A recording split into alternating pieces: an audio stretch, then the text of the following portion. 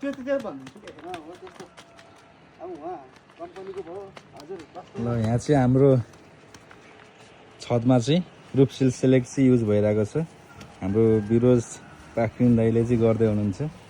र यतापट्टि हाम्रो घरबेटी दाइ पनि हुनुहुन्छ अनि हजुरलाई कस्तो लागिरहेछ त हजुरको जुन कुन अवस्थाको थियो घर अहिले कस्तो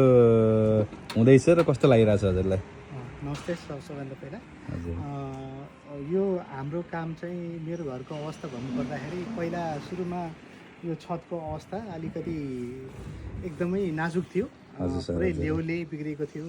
क्र्याक थियो जताततै टपमा अनि यो के भन्छ यो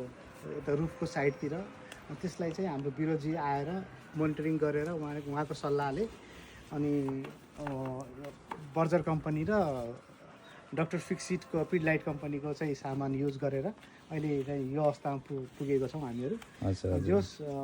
काम गराएको हिसाबले धेरै राम्रो लाग्यो मलाई एकदम पर्सनल्ली एकदमै उहाँको काम एकदमै राम्रो पिस अफ वर्क काम गर्नुहुँदो रहेछ र यो कम्पनीको प्रोडक्ट पनि धेरै राम्रो लाग्यो मलाई बर्जरको र यो डक्टर फिक्सिट रुपसिल्स जुन यो प्रोडक्ट छ यसले पनि राम्रै काम गर्छ जस्तो मलाई अहिले महसुस भइरहेको छ र म सबैजनाहरू जसको आफ्नो घरमा यो पोखरावासीहरू छ जसलाई आफ्नो छतकोलाई एकदमै सुरक्षित राख्नु परेमा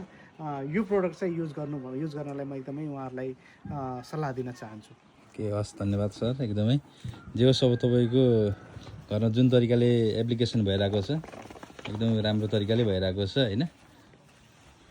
हुन्छ अब हाम्रो बिरोज दाइ ल आफै कसिराख्नु भएको छ होइन अनि ठिक छ अब तपाईँको आज पर्सनल्ली तपाईँ आफैले नि गरिराख्नु भएको छ यहाँ चाहिँ होइन र हामी चाहिँ यो पोखराको एकदमै रमणीय स्थान एकदमै वरिपरि मस्तले हिमाल देख्न सक्नुहुन्छ है हामी चाहिँ यो खाल्टे मसिनामा चाहिँ यो साइडमा छौँ र दाइले चाहिँ अब सेकेन्ड कोट गर्दै हुनुहुन्छ हाम्रो यहाँ एकजना भाइ पनि मस्तले पुरा ब्रसले चाहिँ गर्दै हुनुहुन्छ हस् धन्यवाद।